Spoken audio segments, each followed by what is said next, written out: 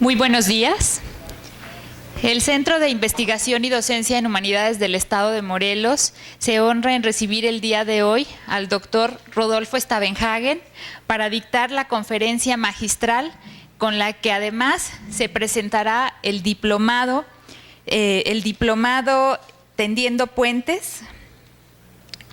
Construyendo Puentes, los retos de la interculturalidad, que ha desarrollado la Cátedra Intercultural Carlos Montemayor del CIDEM. Esto verdaderamente es un gusto para nosotros porque quienes conocen los trabajos de la cátedra sabrán que ha sido un esfuerzo muy grande continuar con los trabajos, pero además llevar a cabo actividades que puedan ser trascendentes, y creemos que este diplomado así lo es. La cátedra inició a instancias de quienes fueran alumnos en esta casa de estudios de Carlos Montemayor. Inició con una propuesta que se hizo en 2010, para 2011 se concretó esta cátedra, se formalizó su creación y a partir de ahí un grupo muy entusiasta de personas, coordinados por Laura Bensason, que nos hace también el favor de acompañar en esta mesa, se han dado a la tarea de realizar distintas actividades. Creo que es muy importante destacar que lo han hecho siempre de manera honoraria. Todas estas actividades han sido porque creemos en que la interculturalidad es necesaria para nuestro país, en que entendamos, en que nos pongamos de acuerdo en qué es y que todos aportemos algo para poder reconocer al otro. Quiero permitirme dar las gracias a quienes han participado durante todos estos años en los trabajos, y son Bruno Baronet, Cintia Estudillo, Santiago Escoto, Alicia Dorantes, José Enrique González y Juan Torices, que no parece que todavía no llega. Se ha sumado también recientemente, bueno, no recientemente, se sumó hace ya algún tiempo Heréndira del CRIM. A todos ellos muchísimas gracias, porque si este diplomado inicia se debe al trabajo y a la constancia de todos ustedes. En el CIDEM creemos que tenemos que rescatar la parte humana del ser humano y estoy segura que este diplomado va a abonar a ello. Muchísimas gracias a quienes han acompañado todas las actividades de la cátedra, al doctor Rodolfo Stavenhagen, también a quien no está el día de hoy, pero estoy segura estará muy contento con esto, a Susana de la Garza, viuda de Montemayor, por el acompañamiento de siempre. Con estas palabras le voy a pedir a Laura que nos presente al doctor Stavenhagen, que aunque todos lo conocen, pues bueno, vamos a comentarles quién es. Muchísimas gracias, bienvenidos todos, y estoy segura de que este diplomado será para beneficio de nuestro Estado y de nuestro país. Buen día. Si te presentes para que siga la conferencia. Sí, entonces empezamos con la conferencia. Sí, empezamos con la conferencia. Bueno, pues buenos días, bienvenidos a todos. El doctor Rodolfo Stavenhagen, con su generosidad, con su solidaridad acostumbrada, nos hizo favor de acompañarnos el día de hoy, que pensamos inaugurar, presentarles nuestra propuesta para el diplomado intercultural. Y bueno, como su currículum rebasa, yo creo, inclusive el tiempo de su conferencia, mejor pues sí, me voy a fusilar la presentación que aparece aquí en el foro, en uno de los 4 foros que se organizaron como un homenaje para el doctor Rodolfo Stavenhagen. Y voy a aprovechar estas palabras como un resumen muy breve que apenas da cuenta realmente de la riqueza y de la importancia del doctor Stavenhagen para nuestro país y para nosotros los de la cátedra en particular, que lo tomamos de padrino para nuestro diplomado, ¿cierto? Cierto. Padrino de la primera generación. De la pregeneración. Y bueno, entonces me permito presentarlo. Justamente esos foros se organizaron por parte de Culturas Populares y el doctor Stavenhagen fue el primer director, el organizador, el impulsor de este proyecto. Y fíjense, desde entonces el mismo término de Culturas Populares como ponía de manifiesto, cómo subrayaba el hecho de que en nuestro país existen muchas culturas. Y este es precisamente el tema también de nuestro diplomado.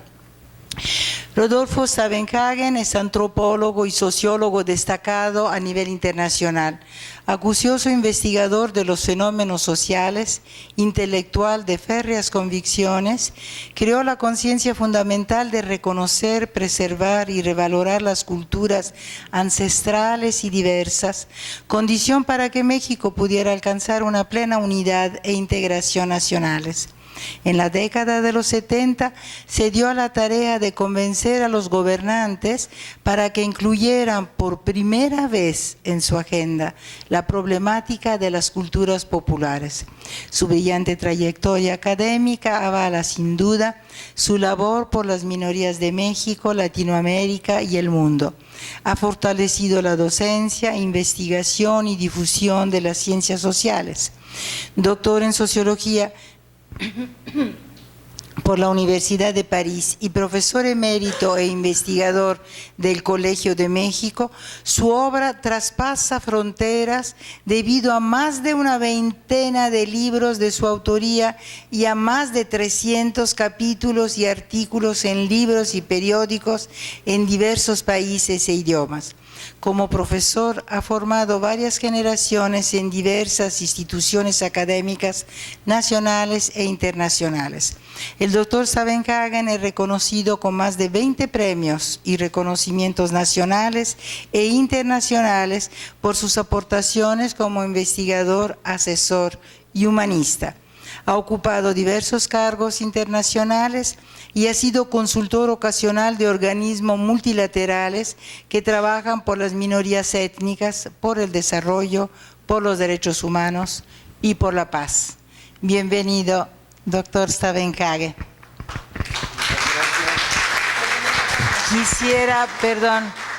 Solo quisiera añadir que también impartió algunos seminarios aquí en el CIDEM. Yo tuve el privilegio de tenerlo de maestro y luego de presidente de mi jurado.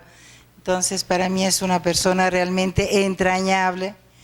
Y bueno, fue justamente alto comisionado por los asuntos indígenas ante la ONU, ¿no es cierto? Entonces, entre otras cosas. Bueno. Pues muchas gracias, Laura, muchas gracias, Nathalie, por la invitación una vez más aquí al CIDEM. Me da un gran gusto poder participar en este acto inaugural de lo que es el nuevo diplomado del CIDEM sobre temas de multiculturalidad y de interculturalidad, y sobre todo que el diplomado y la cátedra en la cual se realiza este diplomado estén a nombre, en homenaje póstumo de nuestro buen amigo y maestro Carlos Montemayor. Y yo quisiera decir que fue precisamente hace más de 30 años cuando estábamos formando la Dirección General de Culturas Populares en la Secretaría de Educación Pública, que Carlos Montemayor se nos acercó en esa dirección con ese grupo de investigadores y lo que se llamó el otro día un grupo de excéntricos reunidos para formar algo nuevo en el país. Y gracias a su amistad con Leonel Durán, que trabajaba con nosotros en Culturas Populares, Carlos Montemayor se acercó y descubrió la literatura de los pueblos indígenas, y desde aquel entonces se dedicó, no a tiempo completo felizmente, porque también escribió novelas que seguramente ustedes conocen, ¿no?, a estudiar y promover la literatura de los pueblos indígenas en México. Así que es muy justo y correcto que aquí en el CIDEM se le rinda ese homenaje a Carlos Montemayor, cuya ausencia pues lamentamos. Agradezco la invitación a participar en este diplomado con una primera conferencia, y pues como se acostumbra ahora en el medio antropológico, que te dicen siempre, bueno, antes de escribir o publicar algo, los antropólogos tienen que decir dónde se colocan, ¿no? Ellos, autosituacionarse para que el público o las instituciones o los lectores o los escuchas entiendan por qué se está hablando como se está hablando, por qué se está escribiendo como se está escribiendo. Y yo creo que aquí en nuestro país el día de hoy, y aquí en Cuernavaca el día de hoy, es necesario decir claramente dónde estamos situados, comenzando con una expresión, pues como dicen los zapatistas, de dolor y de rabia por lo que está sucediendo en el país en este momento, ¿no? Por la matanza y la masacre de estudiantes en Guerrero y la complicidad de autoridades de todo el nivel con el crimen organizado que nos está llevando por un camino muy riesgoso, muy peligroso para el futuro de nuestro país.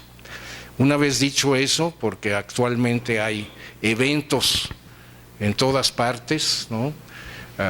En protesta por lo que ha sucedido, y algunos incluso dicen que hay que suspender toda clase de actividades académicas y otras para mostrar, ¿no?, el enojo y el luto que todos sentimos. Pero yo no estoy de acuerdo con eso. Yo creo que si interrumpimos nuestras propias actividades académicas, pues nos estamos autolacerando, y el país precisamente lo que necesita, ¿no?, es gente informada, es gente integrada, es gente activa, que pueda contribuir cada una desde su trinchera, desde su lugar de trabajo o desde donde estén ubicados, ¿no?, para que hagamos un país mejor.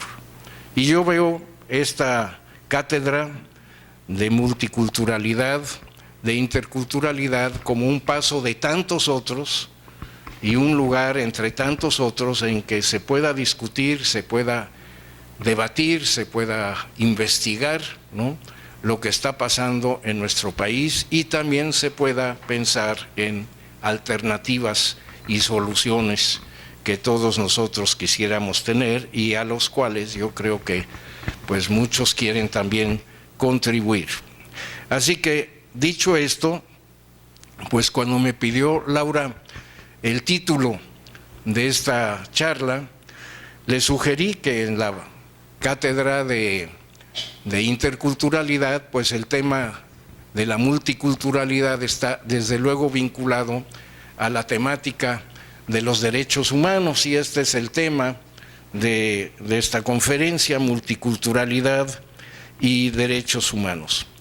Entonces déjenme comenzar para hacer un breve resumen de cuál es esta temática y problemática de los derechos humanos, no solo en nuestro país, sino en el mundo, y cómo lo vinculamos con la temática de la multiculturalidad y la interculturalidad. Como ustedes saben, o tal vez recuerden, tal vez no todos lo recuerdan, sobre todo para las generaciones más jóvenes no es un recuerdo muy vivo, en la era moderna de los derechos humanos comenzó prácticamente hace 60 y tantos años, en 1948, con la adopción por la Organización de las Naciones Unidas de la Declaración Universal de los Derechos Humanos. Sabemos que hay desde luego muchos antecedentes a los derechos humanos, y quienes han leído sobre esto pues saben que hay debates entre intelectuales, entre filósofos, entre teólogos desde hace centenas de años en el mundo occidental sobre los derechos de la persona humana. Y en la época moderna, pues la Revolución Francesa, ¿verdad?, de 1789 es un punto fundamental, donde hubo la declaración de los derechos del hombre y los derechos del ciudadano. Pero en la época más moderna que vivimos actualmente, pues el punto de partida, sobre todo a nivel mundial, es lo que hizo la ONU, las Naciones Unidas, allá en el 48, con la adopción de la Declaración Universal de los Derechos Humanos, que México firmó desde aquel primer año, y en el momento en que México y otros estados firman una declaración de tal importancia a nivel mundial, pues asumen también como país, como estado, como gobierno, como pueblo, la obligación de cumplir con esos derechos humanos en todo momento. Por eso es importante vincular esta declaración incluso con lo que estamos viviendo actualmente en nuestra patria. Desde aquel entonces, durante más de medio siglo, se ha obrado a nivel universal por la ampliación de estos derechos humanos a partir de esta Declaración Universal. Y a lo largo de las décadas se han producido diversos instrumentos jurídicos internacionales, declaraciones, convenios, pactos, tratados, comisiones, comités, conferencias, recomendaciones a los estados, tribunales internacionales, sistemas regionales de derechos humanos. La cosa es enorme, la literatura es enorme y podríamos dedicar horas y días y meses solo discutiendo este conjunto de instrumentos internacionales, jurídicos, políticos, sociales, etcétera, en términos de los derechos humanos. Los que analizan estas cuestiones generalmente nos dicen, y voy a repetirlo un poco rápidamente porque no es el tema central de esto, ¿no?, que hay 3 generaciones, como se dice, de los derechos humanos. La primera, que surge de estos debates en Naciones Unidas en aquellos años, son los derechos civiles y políticos. Los derechos civiles y políticos, que se refieren a las libertades de la persona, de los individuos, libertades ante el Estado. Y de donde surge la idea que una de las funciones, si no es que la función principal de los estados, es garantizar esas libertades y derechos a todos sus ciudadanos. Y yo agregaría, se agrega en la literatura jurídica, no solo los ciudadanos, sino todos quienes residen y se encuentran en el territorio de ese país que asume esas obligaciones, sean o no formalmente ciudadanos. Y estos se llaman a veces los derechos negativos, no porque sean negativos, sino porque implican, ¿no?, una libertad ante el Estado, y le dicen al Estado lo que no puede hacer es violar esos derechos, y que cada persona puede y debe ejercer esos derechos civiles y políticos y esas libertades, y exigirle en todo momento al Estado que respete esos derechos. Por eso se llaman negativos, pero no en el sentido negativo de la palabra, ¿no?, sino de abstenerse de, ¿no?, de abstenerse de violarlos, de abstenerse de interferir en el ejercicio de esas libertades y de esos derechos. Pues esa es, de acuerdo con los juristas y los escritores, es la generación, la primera que surgió de derechos civiles y políticos en el debate sobre derechos humanos.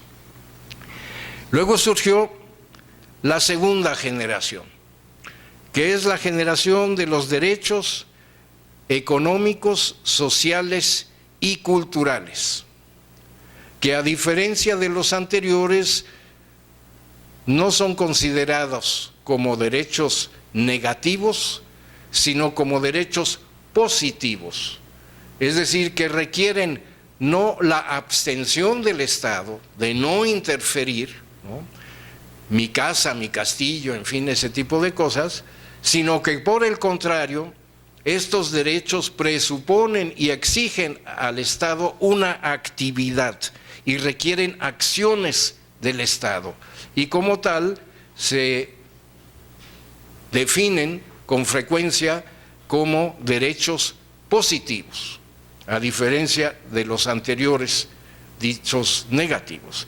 Derechos positivos, los económicos, sociales y culturales, porque para que puedan ser gozados esos derechos y ejercidos esos derechos por las personas, por los individuos, por la población, se requieren acciones específicas de un Estado, que de preferencia es un Estado democrático y es un Estado responsable y es un Estado comprometido con esos derechos humanos. Ustedes saben muy bien a qué se refiere, ¿no? La libertad de trabajo, el ingreso mínimo, el salario mínimo, buenas condiciones de trabajo. Muchas veces, bueno, todavía a principios del siglo pasado se luchaba en muchos países por la jornada de 8 horas, ¿no? Y veamos si realmente en nuestro país, ¿no?, se cumple esa jornada de 8 horas o no, incluyendo, por ejemplo, pónganse a pensar, no solo las 8 horas formalmente de trabajo, sino las 6 horas adicionales que muchas gentes necesitan solo para llegar a su trabajo y regresar a su casa, ¿no? En que la jornada vinculada al trabajo, incluso si es una jornada en el mercado formal, ¿no?, son 8 horas más 6 horas, ¿no? Así que jornadas de 14, 15, 16 horas solo para ganarse un salario mínimo, que como nos acaban de decir está muy por debajo, ¿no?, de las necesidades de ingreso de una familia, contrariamente a lo que la propia Constitución y la ley establece.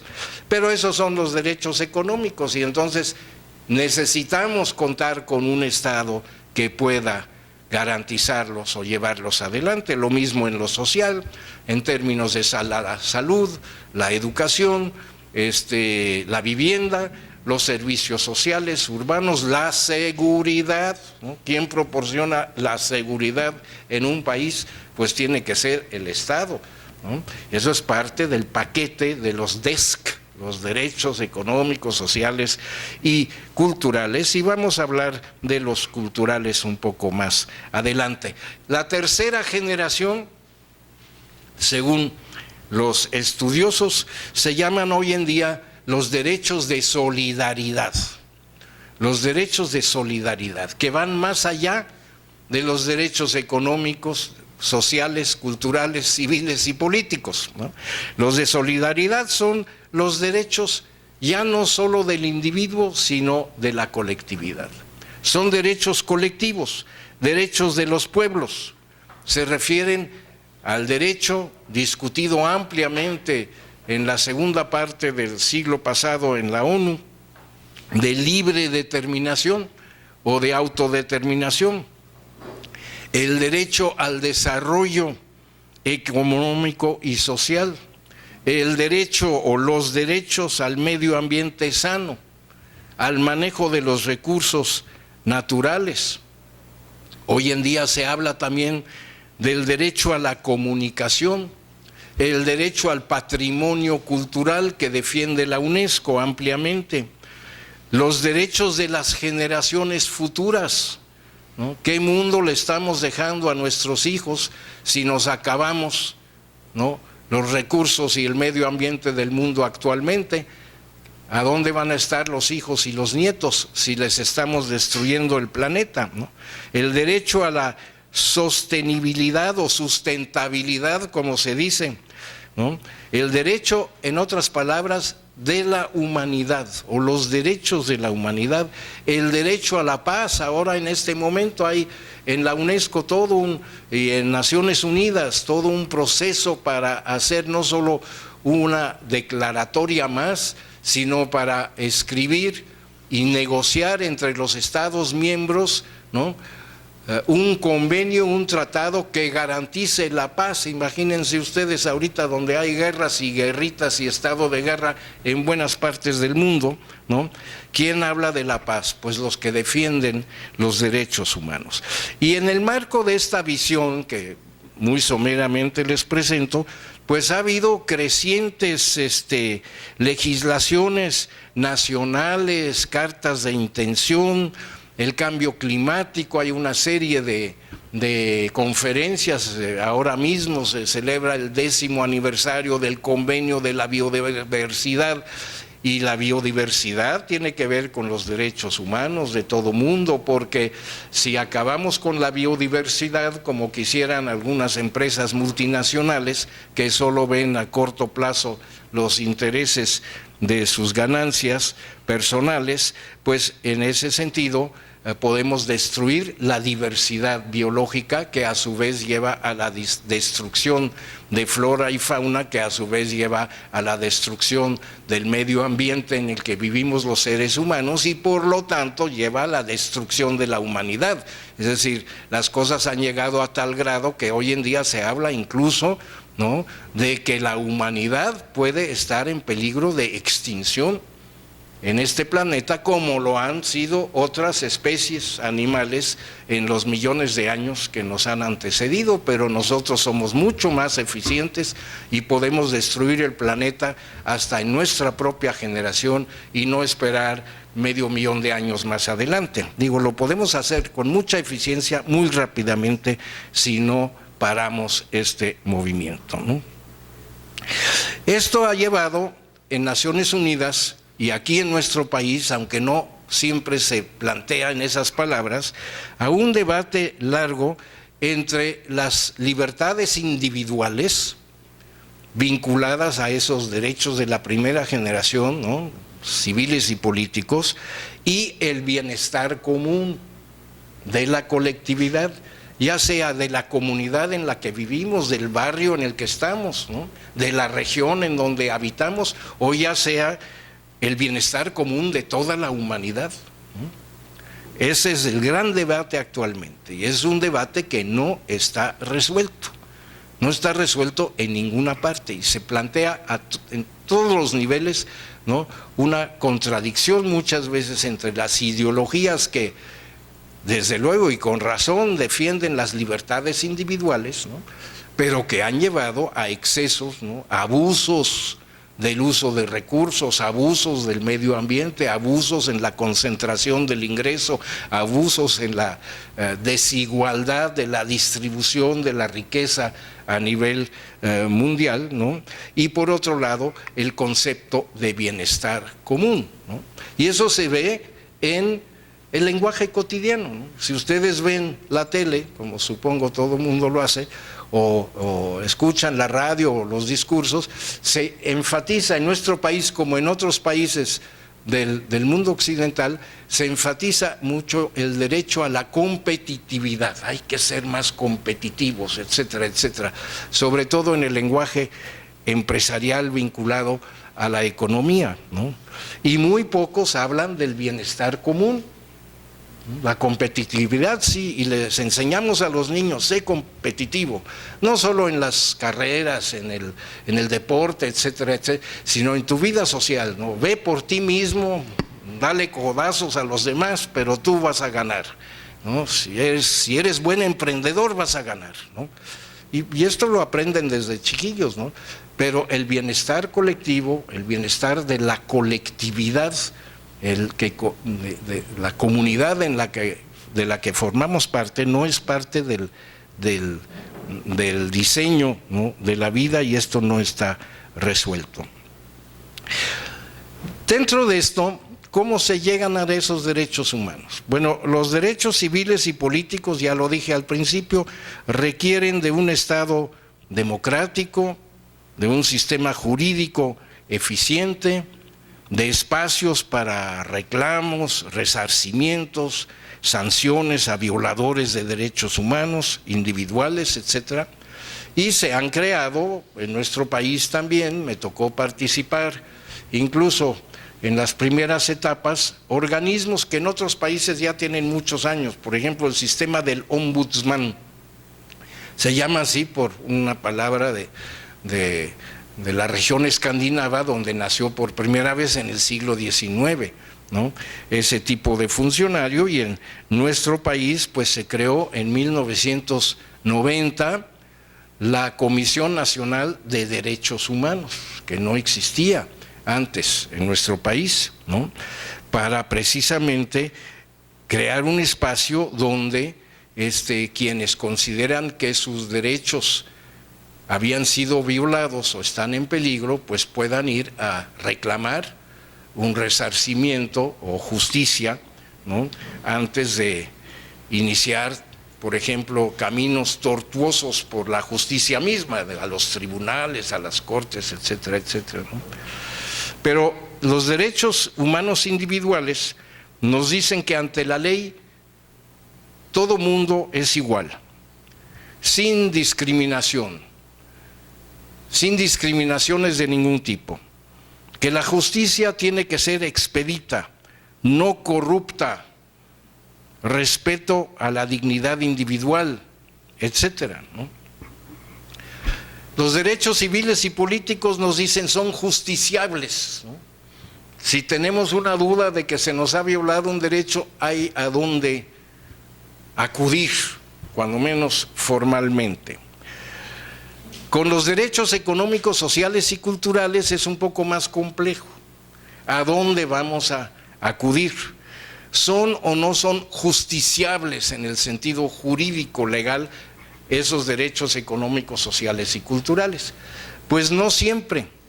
Y ahí más bien nos dicen algunos son aspiraciones, aspiracionales. Requieren no un tribunal, sino requieren legislaciones especiales, requieren políticas públicas equitativas, requieren participación democrática, requieren voluntad política, requieren, como dije hace un rato, un Estado activo, comprometido, requieren mecanismos de monitoreo, de evaluación y de control. Bueno, es todo un gobierno, ¿no?, para poder garantizar derechos económicos, sociales y culturales. Necesitamos primero saber que tenemos un gobierno comprometido con derechos económicos, sociales y culturales y que tenga todo eso que acabo de mencionar. Y no solo leyes, sino instituciones, políticas, ejercicio, prácticas, equipos especializados, sujetos a monitoreo, a evaluación, etcétera, etcétera, etcétera. Durante algún tiempo en el siglo XX, en los años posteriores a la Revolución Mexicana, pues se hablaba mucho de México un Estado de derecho social, y las primeras leyes, incluso en la Constitución del 17, iban mucho hacia el sentido de estos derechos de los trabajadores, derechos agrarios para los campesinos, el derecho a la educación libre y gratuita de toda la población, etcétera, etcétera. México estaba en la vanguardia, cuando menos en términos de sus legislaciones y su Constitución. Todo el mundo decía, híjola, en México las cosas van muy bien. Bueno, eso fue hace 100 años, ¿no? En fin, vamos a ver qué pasa ahora, ¿no? Bueno,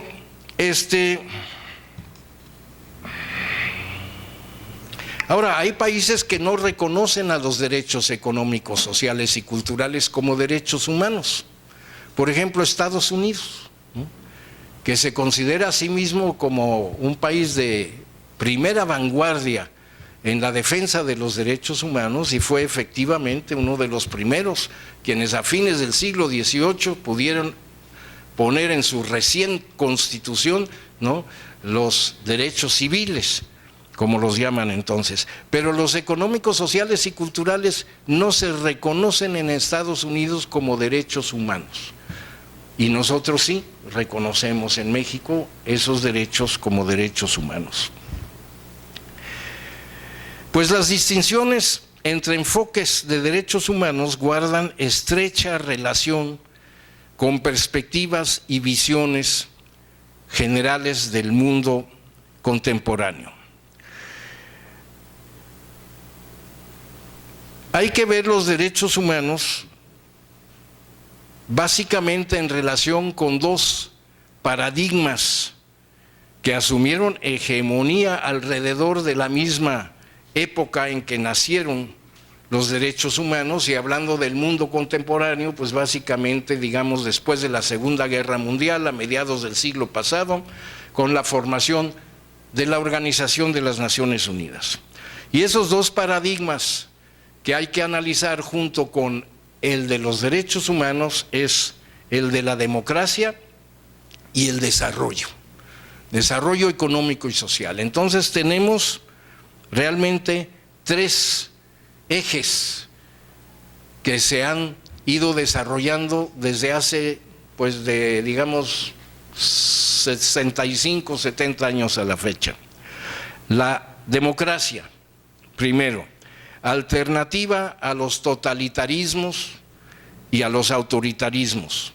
Se asocia con derechos civiles y políticos, con la pluralidad de partidos, con los procesos electorales limpios, sin corrupción, sin triquiñuelas, sin fraudes, con la alternancia en el poder, con la transparencia en los negocios públicos, con la libertad de expresión y de comunicación, con el respeto y el florecimiento de la sociedad civil. Una parte importante de la democracia, del concepto de la democracia, es la participación de la sociedad civil, no solo los partidos políticos, no solo elecciones periódicas, limpias, alternancia en el poder resultado de las elecciones, como las que va a haber el día de mañana ahí en Brasil y en Uruguay. Vamos a ver qué dan en Brasil y Uruguay las elecciones en las que están involucrados, ¿no? Pero esto es lo que implica la participación de la sociedad civil. Y hay diversas maneras de ejercer la democracia y de consolidarla. Pero también hay diversas maneras de manipularla, de violarla, de corromperla y de destruirla sin necesidad de golpes militares, sin necesidad de golpes de Estado. Sobre esto se ha escrito mucho en nuestro país. Vamos al segundo eje, que además de la democracia también tiene que ver con los derechos humanos, que es el desarrollo, que se ha manejado mucho a partir también nuevamente de la formación de la ONU a mediados del siglo pasado. El desarrollo, que es no solo crecimiento económico, hay una confusión ahí en la literatura, ¿no?, y en el discurso público. Aquí se habla mucho que qué importante es que México vuelva a crecer a una tasa superior a la que ha crecido en los últimos 4 o 5 años, ¿no?, que prácticamente no ha crecido en términos económicos, es uno de los problemas. Pero crecimiento económico no es igual que desarrollo socioeconómico, ¿no? El desarrollo económico tiene que ser desarrollo social, político, humano, ¿no?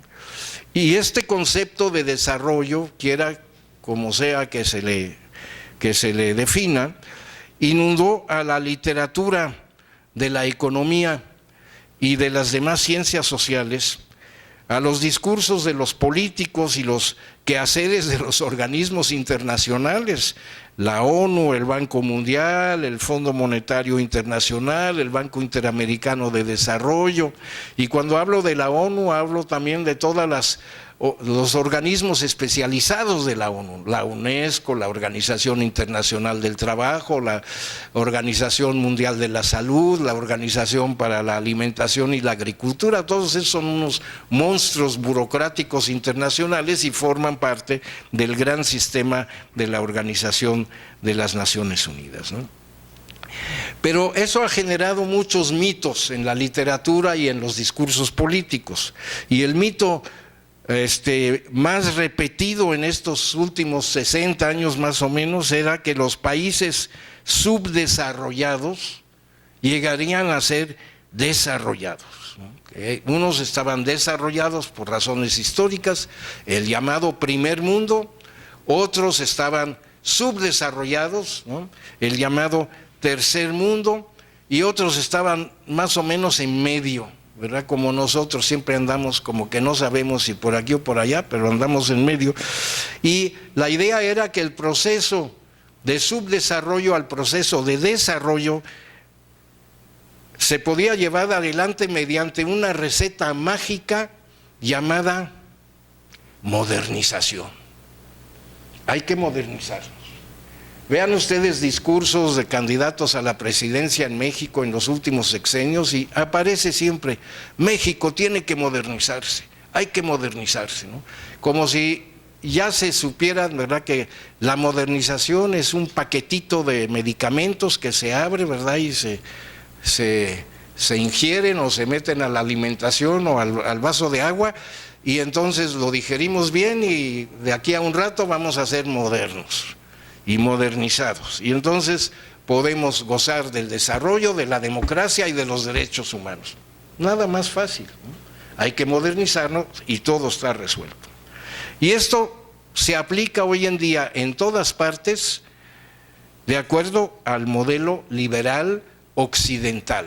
Estamos hablando solo de una visión generada en Occidente, que deja por fuera todas las filosofías, por ejemplo, de la India, de China, de los países africanos, ¿no?, de los pueblos indígenas de América Latina. No, esto está inventado por algunos especialistas de los países occidentales, europeos y Estados Unidos y Canadá, y se exporta al resto del mundo.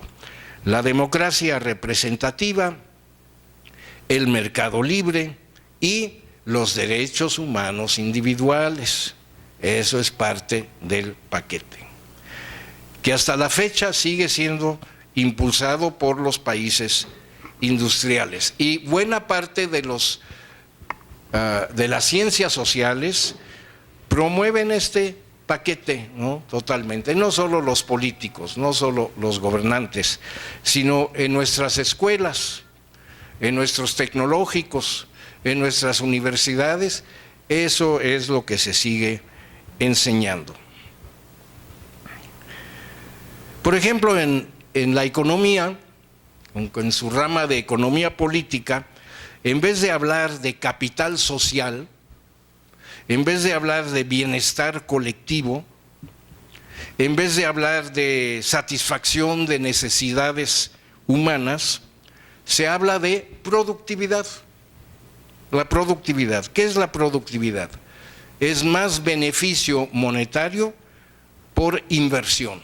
Punto. Es una relación, ¿no?, medida en términos monetarios, ¿no?, mayores beneficios, mayores resultados de la empresa en relación con la inversión, por capital invertido, la medida universal de la productividad. Y esto tiene que ver también con el concepto que mencioné hace un rato, de la competitividad, ¿no?, que es parte de la productividad, y eso es el desarrollo en ese sistema, ¿no? La competitividad, yo quiero ser el primero aunque mi vecino se joda. Bueno, obviamente, ¿no? Esa es la idea dominante que hoy se enseña incluso en los cursos universitarios. Y los resultados de todo esto están a la vista. ¿Cuáles son? Agotamiento de recursos naturales y de fuentes de energía, destrucción del medio ambiente, creciente polarización social, creciente desigualdad entre países y al interior de los países, desempleo y pobreza persistente, cuando no creciente, aumento de población marginada y excluida, y aumento de la criminalidad, de la violencia, de la conflictividad social y del racismo. Racismo, una palabra muy importante a la que volveré en un momento. Y las diversas maneras en que se da la combinación democracia, desarrollo y derechos humanos, llamémosle la triple D de dedo, ¿no?, democracia, desarrollo, derechos, ¿no?, la triple D, nos lleva a analizar distintas maneras del ejercicio de otro concepto muy importante, que es el de la ciudadanía. La ciudadanía es otro concepto de la modernidad, y lo tenemos en nuestro sistema jurídico, en nuestro sistema constitucional, y lo usan mucho los políticos y sobre todo los científicos políticos. La ciudadanía no es solo un sistema o un estatus jurídico de la persona, no es solo eso. No es que a los 18 años se adquiere ciudadanía. O un extranjero, ¿no?, que llega al país, pues no es ciudadano, sino hasta que tiene ciertos papeles, después de un trámite de tantos años, ¿no? Entonces, esa es una manera muy restringida de ver la ciudadanía. La ciudadanía tiene que ser concebida como el ejercicio de una relación determinada entre personas y el Estado. No es solo un estatus jurídico, es una relación política y más amplia que política entre las personas y el Estado. Y según algunos autores, con la progresiva conquista de los derechos civiles y políticos y económicos y sociales y culturales en el mundo, se fue ampliando la ciudadanía. Se trata de un proceso histórico largo, lleno de luchas sociales, de victorias y también de reveses para los pueblos. La ciudadanía se conquista históricamente a través de las luchas sociales de los pueblos subalternos, de los pueblos discriminados, de los pueblos marginados, de los pueblos dominados, de los pueblos excluidos. Los adjetivos pueden ser más, ¿no? Y este proceso no es unilineal y no ha sido unilineal. Ojalá pudiera serlo, ¿verdad? Se conquista un derecho, se conquista el siguiente, se hace un poquito de desarrollo, se amplía un poco la democracia, paso a pasito nos modernizamos, ¿verdad? Y después de X número de años, o de décadas, o de generaciones, o de siglos, ¿verdad?, llegamos a ser democráticos, modernos, desarrollados, gozando de todos nuestros derechos. Pero en el ínterin, ¿qué es lo que pasa? En los estados contemporáneos, una de las manifestaciones más dramáticas de las luchas por la ciudadanía se da precisamente en sociedades, ¿qué?, en sociedades multiétnicas, que incluye multiculturales, multilingües, multirraciales y multireligiosas. Todo eso, un paquetito que llamamos sociedades multiétnicas, o que muchas veces se dice son sociedades multiculturales, pero sin pensar en qué puede significar ser una sociedad multicultural. Y yo diría que la mayoría de los países del mundo es multiétnica, de una manera o de otra. ¿Y por qué tiene que ser así? ¿O por qué es así históricamente? ¿No?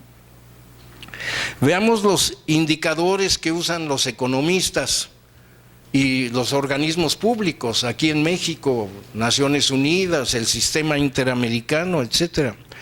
Las divisiones sociales, económicas y políticas que hay en el mundo se dan con frecuencia a lo largo de fracturas étnicas en los países multiculturales. Bueno, ya iba yo a tirar el vaso, pero es solo para tomarme un sorbito.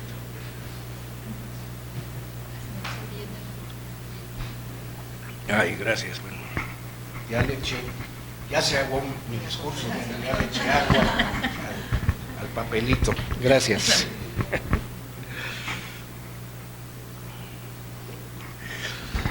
Estas fracturas étnicas y multiétnicas, multiculturales, multireligiosas, multilingües, multirraciales, no se dan al azar, no se dan nomás porque así es, sino se dan como resultado de procesos históricos.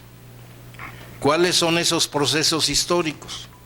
Las conquistas y la colonización. la formación y desintegración de los imperios, la formación de los estados nacionales, las guerras, las fronteras móviles o movibles.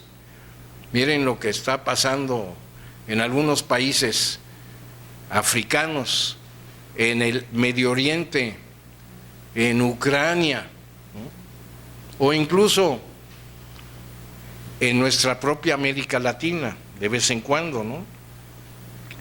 Desplazamientos forzados, descolonizaciones, migraciones, flujo de refugiados, etcétera, etcétera. Todo eso que son procesos políticos, económicos, demográficos complejos, tienen que ver con la formación de sociedades multiétnicas, multiculturales, etcétera, etcétera, etcétera. Resultado de todo esto es que las ciudadanías a las que hice referencia hace un momento generalmente son disparejas y son incompletas. Por ejemplo, la colonialidad del poder es un concepto que ahora se usa en la ciencia social mucho, ¿no? Desde hace algunos años hay todo un equipo de investigadores centrados en la Universidad de Carolina del Norte en Estados Unidos, pero con otras universidades que participan también, creo que en México inclusive, en Colombia, ¿no? En Perú, etcétera, ¿no? La colonialidad del poder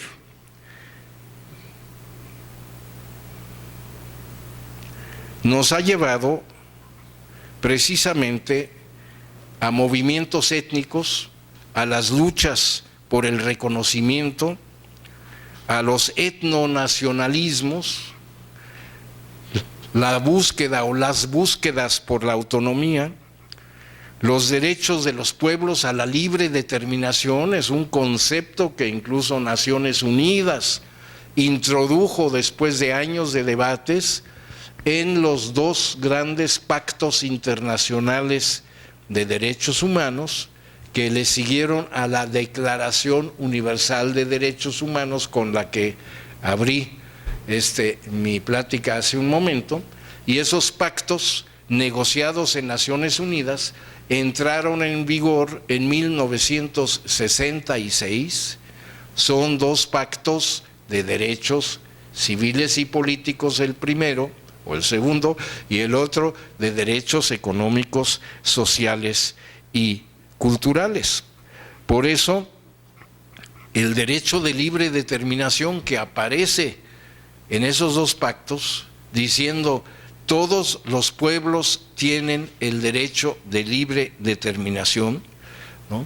Esto es tomado como uno de los fundamentos contemporáneos del sistema internacional de los derechos humanos. Y esto se expresa en los regionalismos políticos.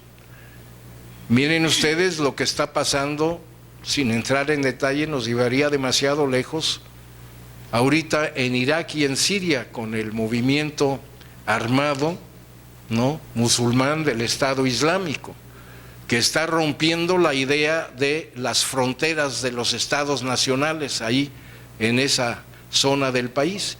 ¿Y por qué los puede romper? Porque esas ideas del Estado Nacional fueron creadas por las potencias imperialistas al finalizar la Primera Guerra Mundial, mediante un acuerdo firmado entre Francia y el Reino Unido, que crearon ahí sus protectorados y que ahora se están rompiendo por la fuerza, ¿no?, que tiene un movimiento contestatario de tipo religioso, que recibe su apoyo y sus armas de algunos de los países occidentales, ¿no?, y que ahora se les ha volteado. La cosa está complejísima, muy compleja ahí, pero uno de los elementos precisamente que surge en esos conflictos es la emergencia de la importancia de las identidades culturales, étnicas, religiosas, como cuestionadoras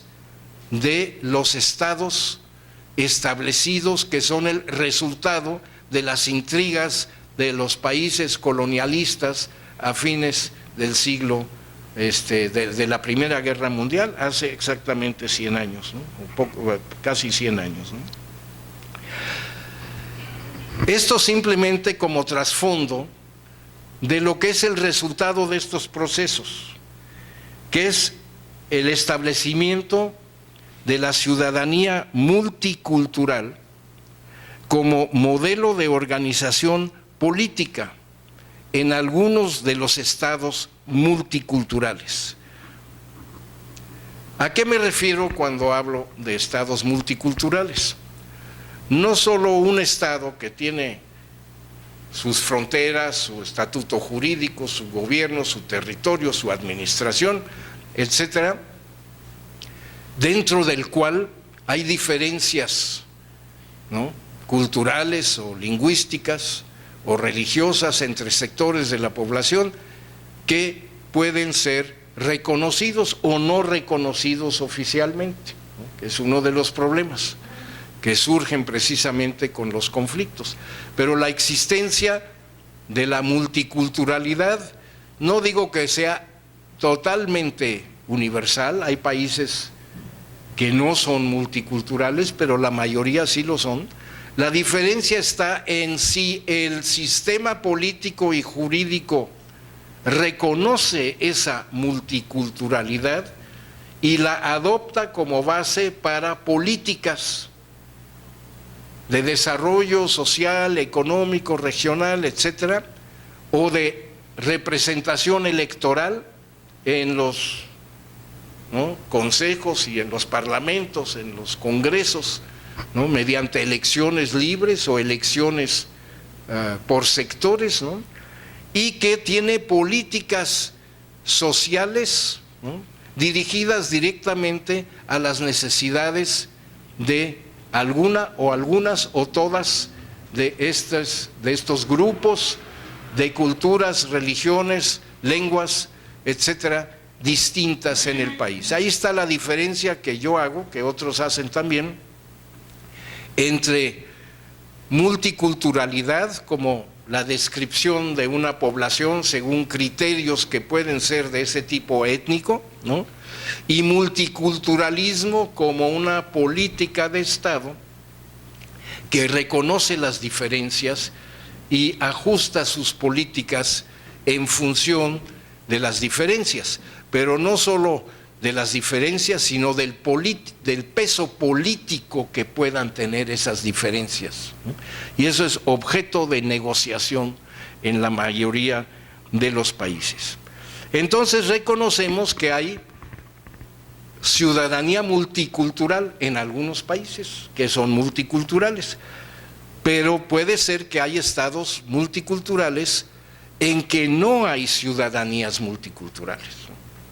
Ejemplos simplemente sin entrar en detalles, ¿no? En Canadá hay ciudadanía multicultural, ¿no?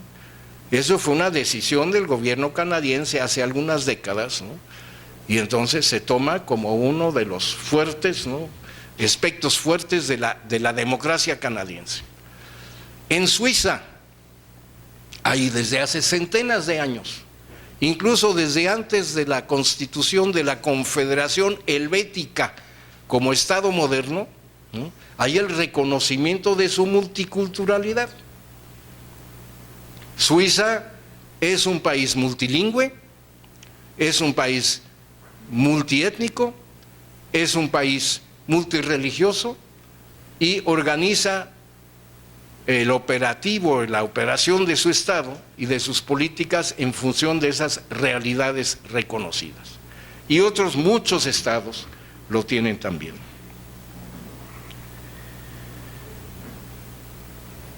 Entonces lo que se preguntan estos grupos de identidades étnicas distintas en muchos países es hasta qué punto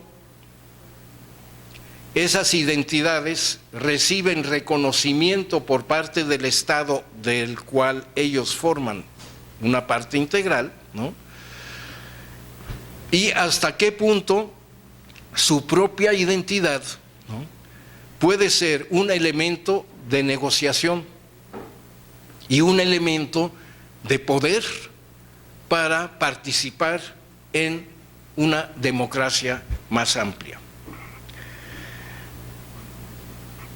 Entonces se puede uno preguntar si la multiculturalidad puede ser una forma de conquistar la democracia y de conseguir el empoderamiento político y social de grupos distintos, llamémoslos pueblos, comunidades, etnias, naciones, etcétera, etcétera, ¿no? O grupos étnicos de carácter diferente dentro de un estado que hoy en día se llaman, todos los estados del mundo se llaman estados nacionales, ¿no? Aunque algunos se identifican todavía como estados multinacionales, o de nuevo como estados multinacionales. Un ejemplo o dos de nuestra América Latina, que desde el siglo XIX adquirieron su estatuto de estados independientes de la corona española, ¿no?, al lograr la independencia y crear su propia estructura político-jurídica con una constitución que se fue repitiendo más o menos en todos los países de América Latina y que tomó como base o modelo la Constitución de los Estados Unidos, que se había independizado un par de décadas antes, ¿no?, que la mayoría de los países latinoamericanos. Me refiero aquí concretamente al Ecuador y a Bolivia. Ecuador y Bolivia en los últimos años han modificado sus constituciones y se autodescriben y definen actualmente como estados multinacionales, lo que antes no era el caso.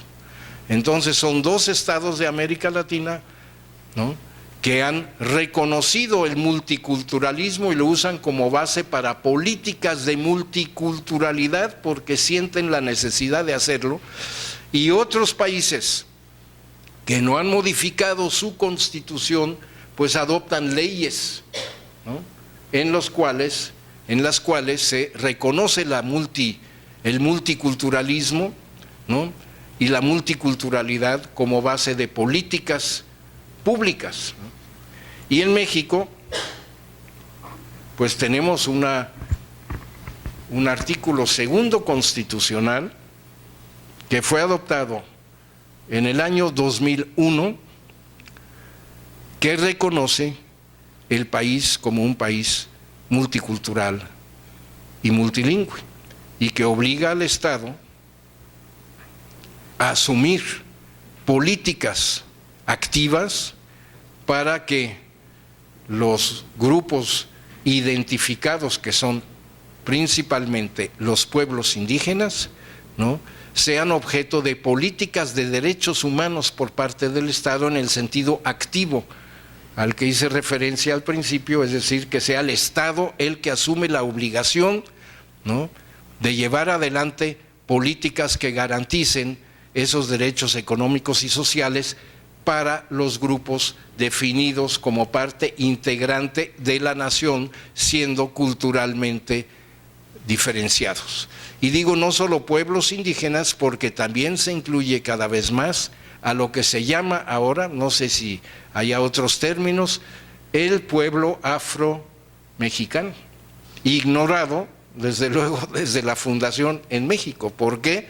Porque eran pues los descendientes de los esclavos negros importados en la época de la colonia, ¿no?, a México, y que ahora también, igual que los pueblos indígenas, desde hace algunas décadas están reclamando sus derechos humanos, pero para llegar a esos derechos humanos están reclamando el reconocimiento de su identidad como pueblos de origen africano para tener acceso a los plenos derechos humanos, es decir, los civiles y políticos y económicos y sociales y culturales. Entonces, lo que es interesante es que estos grupos diferenciados, después de la formación de los estados nacionales, se transforman en minorías. Es un concepto que no sé exactamente de dónde surgió, pero desde luego implica no ser mayoritarios en términos poblacionales, ¿no?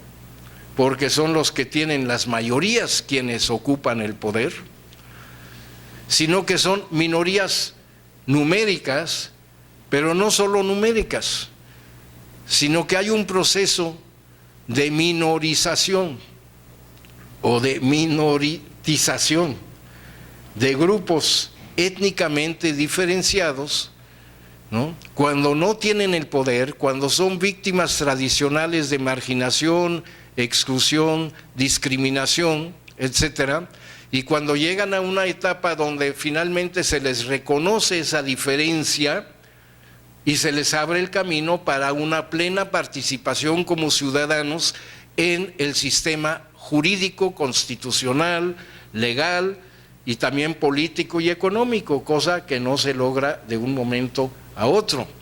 Y es en ese momento en que pueblos así distintos, de origen histórico diverso, que ha sido la historia de la humanidad, no estamos descubriendo nada nuevo, lo que pasa es que esos pueblos habían sido invisibilizados en la mayoría de los países, incluso en México. Algún historiador del Colegio de México, ¿no?, los llamaba ciudadanos imaginarios.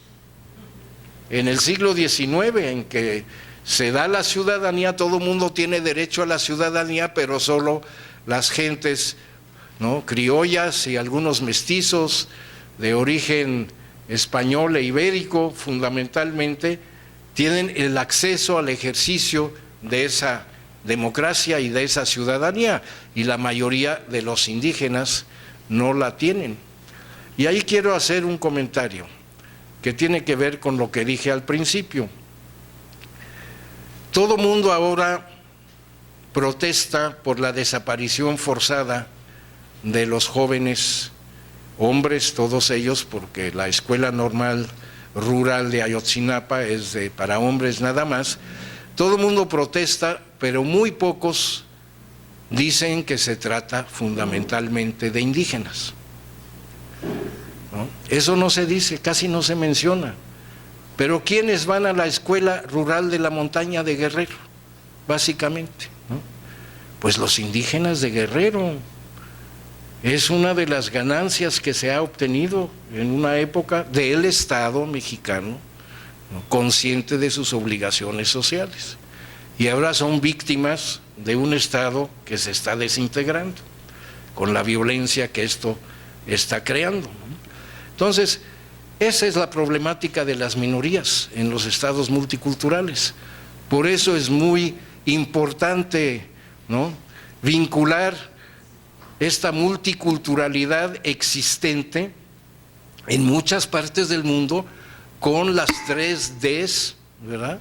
Las 3 Ds de derechos humanos, democracia, desarrollo, ¿no?, y con la C de la ciudadanía. Olvidémonos de la modernización, eso ya pasó a la historia, ¿no? Ahora lo importante es la lucha por la igualdad, la lucha por los derechos, la lucha por la equidad, etcétera, etcétera, etcétera, ¿no? Y eso es lo que estamos viviendo en nuestro país, como se está viviendo en otras partes del mundo también. Oye, ya hablé que como una hora, ¿no? Sigo, no sé. Bueno, estamos inaugurando el diplomado, así que.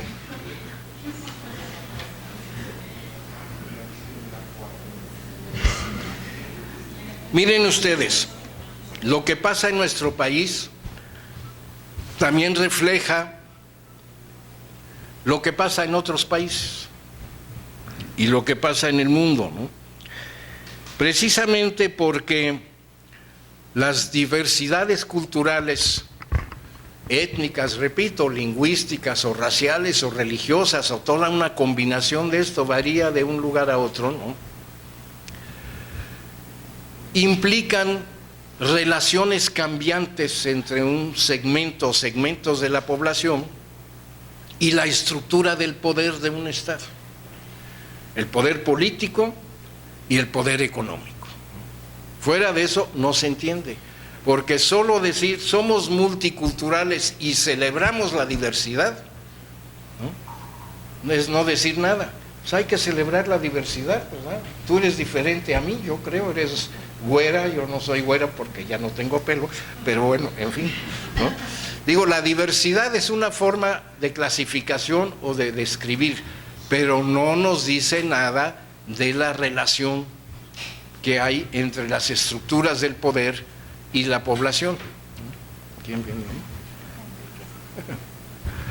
Hola. Ah, bueno, muy bien.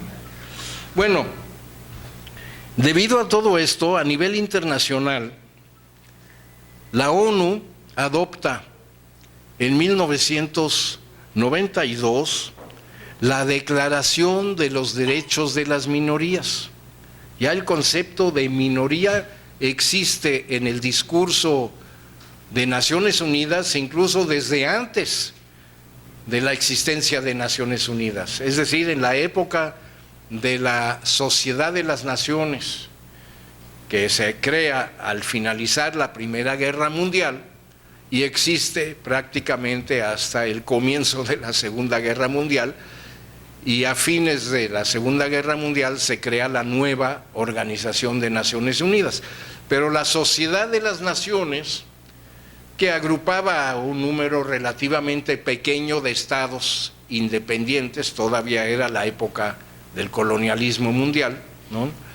Pues esa sociedad reconocía que había países con minorías étnicas, pero sobre todo en Europa. Y entonces elaboró unos acuerdos de protección de los derechos de las minorías en los países en que estas minorías existían. Y eso eran principalmente países europeos, ¿no? Como Hungría, por ejemplo, ¿no? Austria. Entonces Yugoslavia ya no existe, ¿no? Y lo que era incluso la Unión Soviética, ¿no? Y otros países de Europa que tenían problemas, entre comillas, o se hacían ellos mismos sus problemas con respecto a las relaciones entre minorías étnicas y el Estado. Y el no haber podido solucionar esos problemas fue uno de los factores que condujeron a la Segunda Guerra Mundial. Pero esa es otra historia, ¿no? Que no vamos a entrar en eso ahorita, ¿no?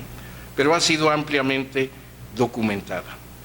Pues bien, al terminar la Segunda Guerra Mundial y al formarse el sistema de la Organización de las Naciones Unidas, varios estados que habían sido activos anteriormente con respecto a la problemática de las minorías querían que la Declaración Universal de Derechos Humanos incluyera también alguna referencia a los derechos de las minorías en esos países. Pero curiosamente, la mayoría occidental en aquel entonces, me refiero a los años 48 y luego hasta el 66, que ya es en plena etapa de descolonización, ¿no? El discurso hegemónico encabezado por Estados Unidos decía, no, lo más importante es garantizar los derechos individuales de las personas, que esos son los derechos que han sido más violados por las dictaduras, por el fascismo durante la guerra, etcétera, etcétera. Entonces decían, si nosotros armamos un sistema de protección a los individuos, lo de las minorías no va a ser importante. Pero otros países decían, no, es que tenemos que garantizar que no se siga discriminando, excluyendo, etcétera, a las minorías. No ganaron este punto de vista, ganó la idea, ¿no?, de que bastaba en el sistema mundial de protección de los derechos humanos, de que bastaba definir las libertades individuales y garantizar su protección por parte sistema universal que era el de Naciones Unidas, ¿no? Y que lo demás se iba a ir resolviendo aplicando bien los derechos humanos individuales. Y fíjense ustedes que la diplomacia latinoamericana, que estaba muy activa también en aquellos años en Naciones Unidas, se le preguntaba, oiga, ¿y los indígenas en América Latina no son minorías? Y nuestros diplomáticos decían, no, todos son ciudadanos iguales, ¿no?, de nuestros países. Entonces nosotros negamos que hubiera problemas de minorías en América Latina. Eso es problema de los europeos que no pudieron resolver su situación antes de la guerra y por eso se fueron a la guerra, etcétera, ¿no? Pero en América Latina eso no es un problema que nos concierne. Y votaron por los derechos humanos individuales universales, ¿no?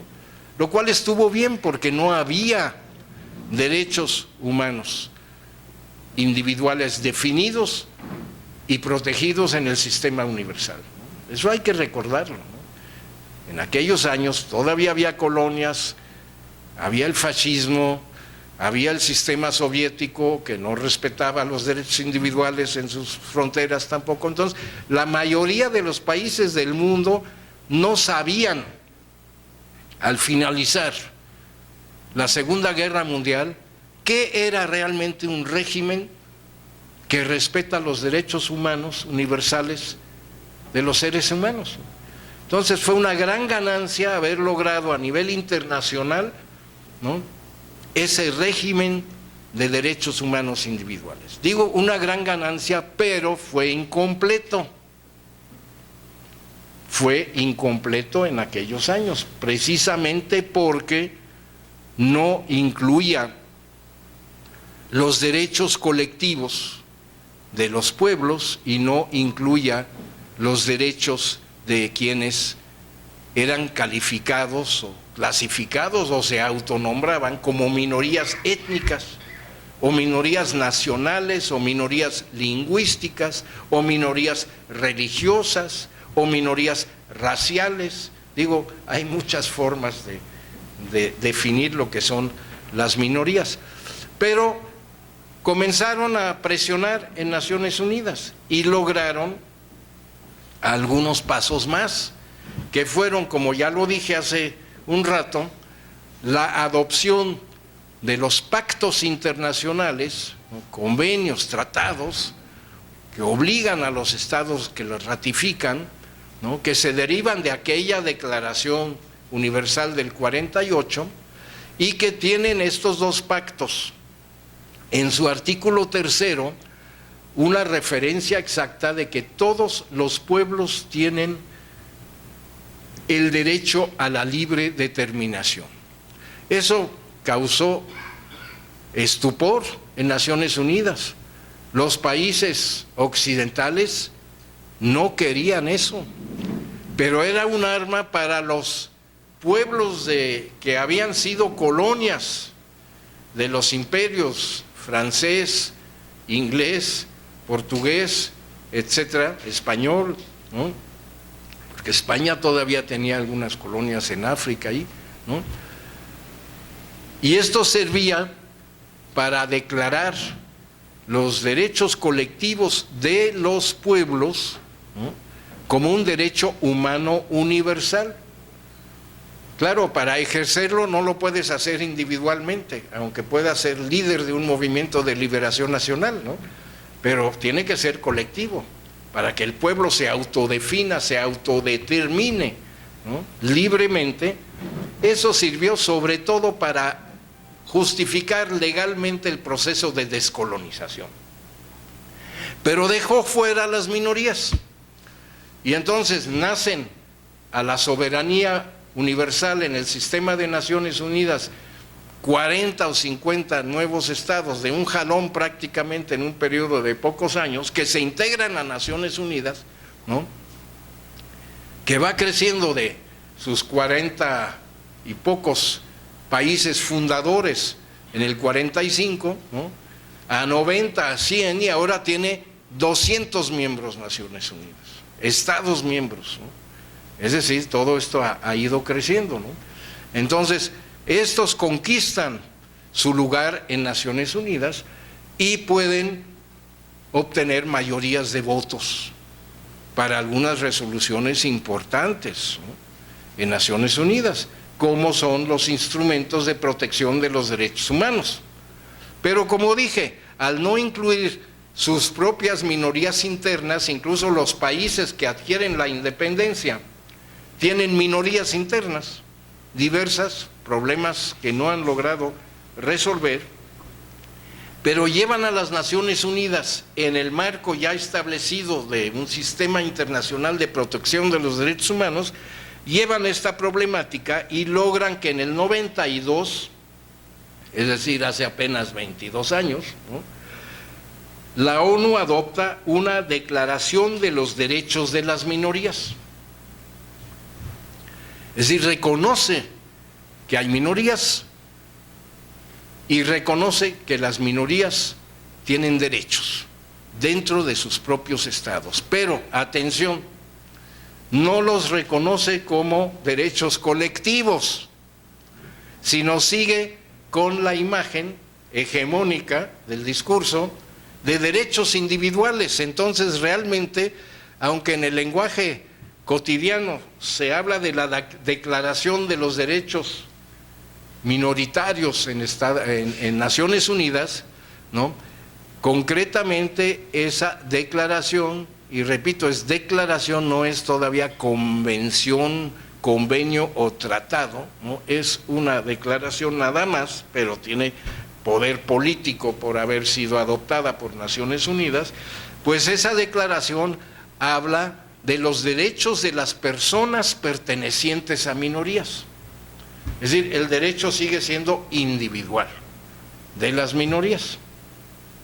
Y los estados tienen obligación no de proteger a la minoría en cuestión, cualquiera que sea, como tal, sino de garantizar los derechos universales individuales de cada miembro de la minoría en cuestión. Ese es el nivel de la declaración, ¿no? Y así fue en Naciones Unidas. Luego llega la UNESCO con una declaración garantizando y celebrando la diversidad cultural en el año 2001, declaración que se transforma en un convenio en el año 2005, y finalmente la ONU adopta la Declaración sobre Derechos de los Pueblos Indígenas en el año 2007, es decir, hace apenas 7 años. Y como me tocó participar en parte en ese proceso en la ONU, pues les podría contar muchas anécdotas, pero se lo vamos a dejar para otra ocasión, ¿no? Si no vamos a seguir. Pero ahí nomás yo quisiera que ustedes comprendieran que hubo ahí en la ONU, ¿no?, presiones de distinto tipo. Y la ONU es propiedad de los estados, es decir, quienes votan ahí y quienes deciden a final de cuentas son los estados. Y sobre las cuestiones muy importantes, ni siquiera todos los estados, sino el mítico Consejo de Seguridad, que está controlado por 5 estados miembros permanentes, que son los que dominan todo el sistema. Y sin embargo, en la Asamblea General, que en principio es el principal organismo, ¿no?, aunque de hecho, ¿verdad?, tiene menos poder que el Consejo, que su propio Consejo de Seguridad, esa asamblea pues fue llevada por las discusiones, las presiones, los cabildeos, las luchas, etcétera, etcétera, a adoptar una declaración sobre derechos de minorías en el 92 y una declaración sobre derechos indígenas en el 2007. Ahora, ¿por qué son dos cosas diferentes? Precisamente porque los representantes de los pueblos indígenas que llegaron a la ONU durante aquellos años ¿no? Dijeron, no, es que nosotros no somos minorías, nosotros somos pueblos originarios, y aunque también queremos tener todos los derechos individuales, ¿no?, de todo mundo como personas, también queremos que se nos respeten nuestros derechos como pueblos a la libre determinación, según aquellos artículos que mencioné hace un rato. Por eso siguieron los indígenas en la ONU peleando durante 15 años más, ¿no?, diciendo, respetamos a nuestros amigos de las minorías, pero como pueblos indígenas nos hace falta otro instrumento jurídico. Y lo obtuvieron finalmente en la Declaración Universal de los Derechos de los Pueblos Indígenas en el 2007. Y a raíz de eso siguen peleando en la propia ONU y en los organismos especializados de la ONU. En tal sentido de que hace apenas un mes se realizó en la Asamblea General de la ONU en Nueva York una conferencia mundial de pueblos indígenas. Primera vez que en la historia de la ONU sucede eso, una conferencia mundial a nivel de Asamblea General de la ONU. Se llamaba Conferencia de Alto Nivel, ahí el lenguaje político jurídico es cuidadoso, ¿no? No es una sesión plenaria de la Asamblea General, es una conferencia de alto nivel de los pueblos indígenas, convocada por la Asamblea General. Pero la diferencia se vio claramente en la tele. En el internet, yo seguí toda la conferencia, todo el día, desde mi computadora, porque no pude ir a la reunión.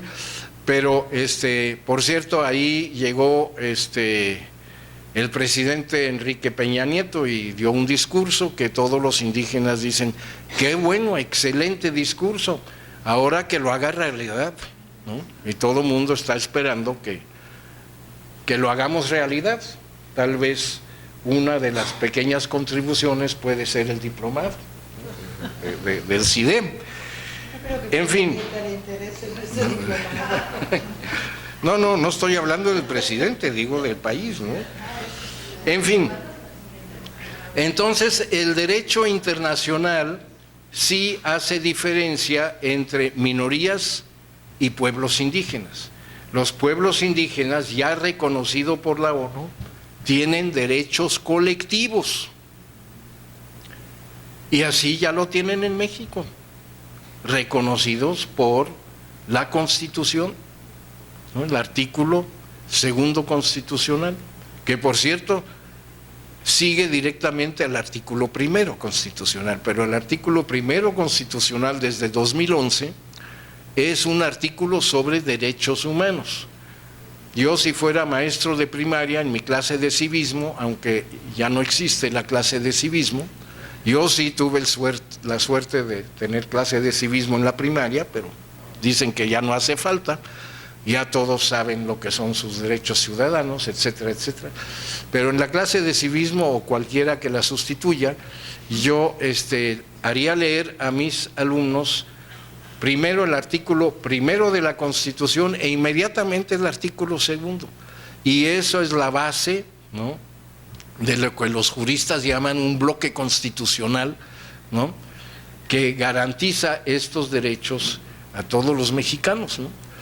Entonces ahí aparece desde el 2001 en la reforma al artículo 2 constitucional y ahora con la reforma del artículo 1 constitucional, aparece la incipiente estructura de protección, ¿no?, de nuestro México multicultural, de protección de derechos humanos de los pueblos indígenas, cuyos derechos no solo son individuales, que en principio siempre han tenido desde el siglo XIX, pero no los han tenido ni ejercido en la realidad, porque como dije, eran ciudadanos imaginarios, ¿no?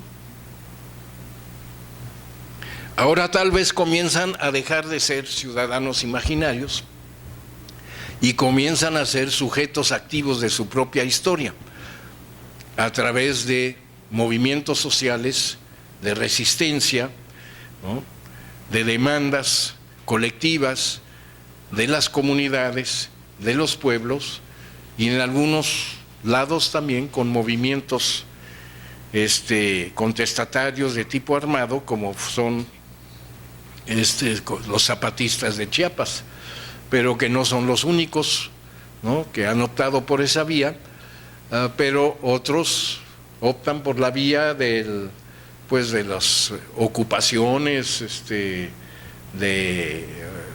o poniendo barreras o impidiendo que tal empresa del Estado o privada pueda seguir devastando el territorio o robándole su agua, como entre los yaquis, o destruyendo sus sitios sagrados, como los Wixárika, o destruyendo los recursos naturales, incluyendo el agua, como tantas y tantas compañías mineras, ¿no?, que hay en el país, porque el gobierno estuvo prácticamente regalando ahí concesiones desde el 92, también en que salió una ley minera. Es parte de nuestras contradicciones, ¿no? En el 92 se adopta el artículo 4, ahora ya modificado, de la Constitución, reconociendo por primera vez el origen pluricultural del país, originariamente por sus pueblos indígenas, y al mismo tiempo se pasa una ley minera que le da prioridad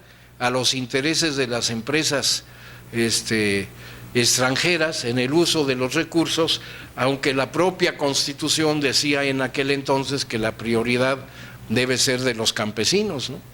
Entonces es un problema que se creó y que seguimos viviendo.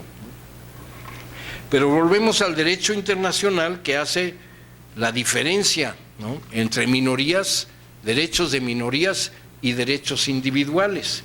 Y eso es algo que yo creo que debemos de explorar más en nuestro país, ¿no? Es decir, no solo basándonos en textos internacionales o en textos constitucionales, sino en la realidad de todos los días, ¿no? Entonces los pueblos indígenas, yo diría, son ahora derechohabientes, ya no solo de los derechos civiles y políticos, primera generación, ni los DESC, segunda generación, sino están protegidos, yo diría también por la llamada tercera generación de los derechos humanos, que son los llamados derechos de solidaridad. Se pueden llamar así o de otra manera, ¿no? Pero hay un jurista que yo conocí cuando trabajaba en la UNESCO, que trabajaba y era el director del Departamento de Derechos Humanos, y él había acuñado ese concepto, ¿no? Entonces ahí se usa en la literatura jurídica hoy en día, ¿no? Derechos de solidaridad. Algunos hablan de derechos de la humanidad, ¿no? Algunos hablan de derechos del medio ambiente como un derecho humano, y eso es muy importante, ¿no? Y algunos lo llaman derecho de la madre tierra. El presidente Evo Morales de Bolivia así lo ha llamado, y él convocó precisamente a una conferencia que tomara como tema principal este derecho de la madre tierra, que es un derecho de toda la humanidad, y que en parte fue considerado por esta conferencia que tuvo lugar el mes pasado, que sacó un documento que fue negociado previamente, claro, porque no permiten que realmente cuando haya una conferencia de un día en pleno en Naciones Unidas, ahora vamos a discutir un documento, ¿no? Es imposible, no llega ni al primer párrafo, ¿no? Pero durante meses anteriores los indígenas y los representantes diplomáticos de los estados habían estado discutiendo un documento que fue adoptado por esa conferencia en septiembre pasado, hace exactamente un mes. Y entonces yo les recomiendo que lo lean, lo pueden bajar del internet, desde luego, están en todos los idiomas, creo que incluso va a salir en todos los idiomas indígenas. El INALI, el Instituto Nacional de Lenguas Indígenas, que tenemos en México desde el 2004, ¿no? Y antes había una ley en el 2003, que reconoce por primera vez las lenguas indígenas como lenguas nacionales del país, y según las últimas estadísticas hay 68 lenguas indígenas que los lingüistas han descubierto, con 365 variedades, imagínense. Y una de las personas que contribuyó a que esto tuviera lugar fue precisamente el maestro Carlos Montemayor, a quien rendimos homenaje y memoria el día de hoy. Y desde luego muy merecida, ¿no? Entonces, estos son los llamados derechos colectivos, derechos de colectividad, de solidaridad, que en México tienen, según la Constitución y la ley, ¿no?, los pueblos indígenas. Entonces, no nos dejemos engañar, los derechos están en el papel, lo importante es que se cumplan, ¿no? Y hay ya varias sentencias de algunos tribunales superiores en México que han sacado sentencias favorables a los pueblos y a las comunidades indígenas, en Oaxaca, en Chiapas, en algunas otras partes, en la Tarahumara incluso, ¿no? Y ahora se está extendiendo. La Corte Suprema, la Suprema Corte de la Nación Mexicana, sacó un librito el año pasado, que tuve el honor de presentar cuando salió ahí, que es un protocolo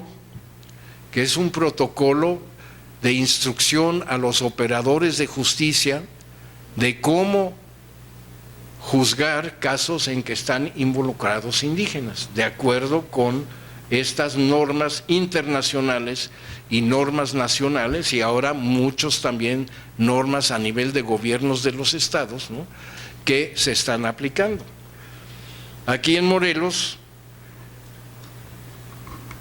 algunos miembros de pueblos indígenas, aquí Laura nos podrá decir más de eso,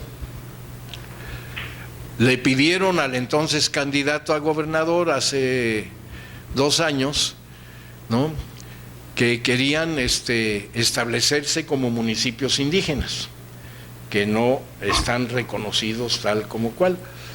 Y después de hacer un estudio de la cuestión, el gobernador Graco Ramírez presentó al Congreso del Estado hace algunas semanas una iniciativa para que se declarasen como municipios indígenas en el estado de Morelos 4 comunidades que forman parte de municipios más amplios. Xochocotla es uno de ellos. ¿Cuáles son las otras 3? ¿Tú lo sabes? Tetelcingo, Cuentepec y Guayapan. Sí, bueno, no Guayapan, ¿no? Bueno, pero son 4, no me acuerdo de. Y ahora la iniciativa está en el Congreso del Estado, pero seguramente no se va a votar antes de las elecciones del año próximo. Entonces hay que ver cuáles de los candidatos y de qué partidos, ¿no?, puedan llevar esa iniciativa o puedan apoyar esa iniciativa para que el Congreso pueda tener toda la información necesaria para votar en algún momento, si es que se hace esta remunicipalización del estado de Morelos o si se queda tal cual, ¿no? Bueno, finalmente, todo esto es el contexto en el que se tiene que hablar de multiculturalidad. Y repito una vez más, no nos dejemos engañar por la idea de que celebremos la diferencia, ¿no? La podemos celebrar o no celebrar, pero si hay diferencia es por razones históricas precisas, y si hay lucha porque esa diferencia tenga significado en las relaciones cotidianas, ¿no?, entre una comunidad de seres humanos X, ¿no?, y niveles de gobierno distintos, y el Estado en general y el resto de la población, también es porque esas diferencias significan cosas importantes. para la gente que está involucrada. Y eso es lo que muchas veces olvidamos cuando simplemente reducimos el multiculturalismo. ¡Ay sí! Qué bonitas lenguas, y ¡ay sí, qué bonitos trajes! Y mira qué le pasa a las artesanías, ya están desapareciendo por la invasión de productos chinos, en fin, ese tipo de cosas, todo lo cual es cierto, pero no es lo único, ¿no? Entonces yo espero que el diplomado se pueda dedicar a estas cosas, y creo que aquí lo dejo porque ya he hablado demasiado. Gracias por su atención.